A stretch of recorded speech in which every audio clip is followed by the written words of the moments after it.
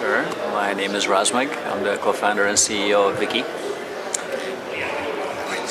Viki is a place for you to watch TV series and movies from around the world, essentially in your language. We have a community that translates this content on the fly in more than 156 languages. So you get to discover new content from around the world, mainly TV and movies. And how's that going? You came up with some incredible figures about how quickly shows get subtitled once they're made available. Yeah. Popular dramas, when we put them on, you get, I would say, 10 languages literally within hours. You would get 20 languages in 24 hours. And 40 languages, I would say, in 2 or 3 days. There have been some that are in 46, 47. I think our highest is 50 languages. And on average, 500 people translate this collaboratively. So it's, in a sense, think of it as Wikipedia, where people are policing and editing each other's work. That's what the community does. We started as a class project, experiment gone crazy. We crossed 1 billion streams to date. People really want this content. We're getting content from 10 different countries now, from broadcasters, producers. We had 1 million users a year ago, 2 million 6 months ago, 4 million now. So it's ramping up. Great, so there's definitely a demand. Yes. And the interesting thing about it is it uses the way the pirate model, which is as soon as pirates TV shows get out there, people jump on them to subtitle. Right. You're turning this into something legal. We have a playground, basically, for people that want to interact with this content, the content basically lovers and the fans of this, the big fandom around this, to find a place where they can watch it and they can interact with the content. So instead of people subtitling it, subtitle files and getting it out with the torrents, this is a place where you can subtitle it. We contain the subtitles, no one can download it, no one can share the subtitles. It's Creative Commons licensed, actually, so content owners are happy. And people who translate are happy because there's massive audience that's coming and seeing the work.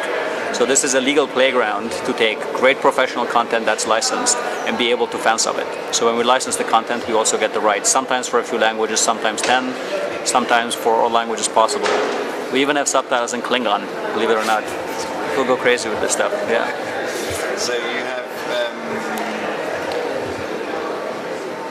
it's, in a way, it's an answer to piracy.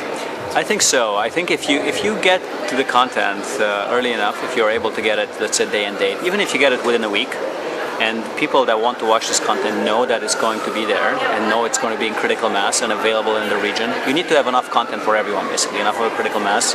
They will wait and they will interact with it. I think pirates pirate, I would say half of them, I'd argue, is because there's no other choice. It's not going to be in their country, there is no other way for them to legitimately get it. I think at the right window, at the right price point, and with the right experience, people are more than happy to do it. Right. To pay for it. Yeah. So you have a TV industry background. You used to work for NBC. Yes. Now you're running a startup. Do you feel that the core TV industry is willing enough to work with startups, or is there progress that could be made in that field?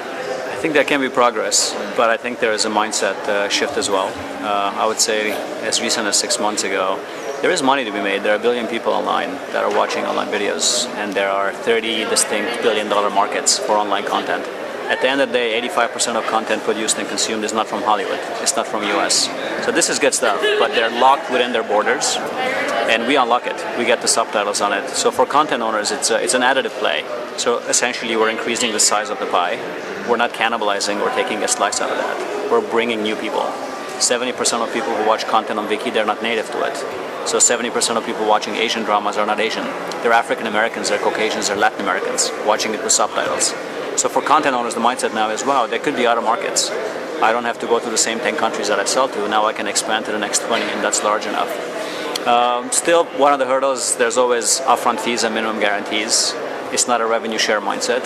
But I think as we prove that, we can monetize it. And for some of the Asian content, we're monetizing in hundreds of thousands, actually. Believe it or not, in a few months period. It's 100x more than they were doing before entering that market. I think that shift will go to a point where, okay, digital is serious. We're not really trading pennies for, if you will, the analog dollars. Yeah. So, but there are still sort of big segments of the TV industry that maybe they don't need technology. They might think what you're great, but they don't need it to do their business. Fair enough. What would you say to people who just think I can just sell my format, I can just distribute my show, I don't need to know about social media, I don't need to know about startups? I would say they can do it both, because we're happy to wait 6 months. If you sold it to a big cable company, let's say in a country that you typically sell to, there are still people who want to discover this stuff because they're watching it in a new language, they're watching it for the first time. And I would say that the only value is not having new people that are watching it. There's tremendous level of analytics here. That I can tell you your content is traveling to 150 countries. They're being watched in 40 languages. I can tell you within a country what language is being watched in. And I can tell you in reverse, if you will, if you're a distributor of TV content, like NBC was, they have TV distribution. What are the best 5 titles out of Egypt or Venezuela? If you want to pick that up and distribute it, I think there's tremendous value. So we know the pulse. If you will, we're a cable company, right? But we are online. We know the best stuff for which audience, and we know what language.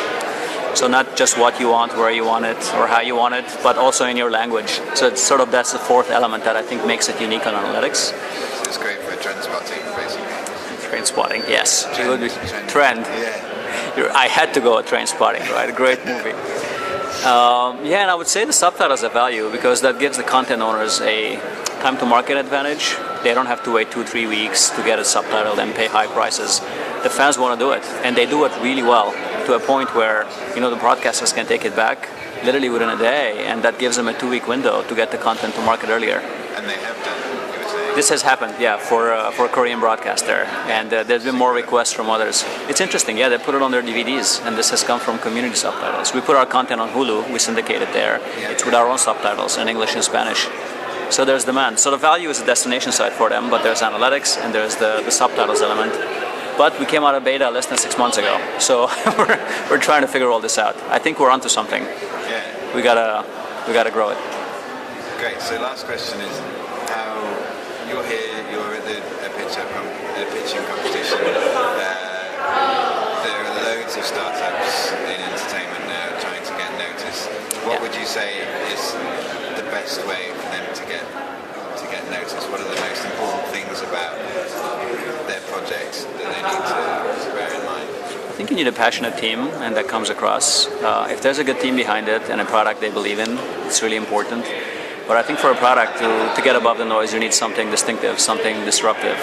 In our case, it's our community, because they love the stuff and they volunteered their time to do it. They believe in the project.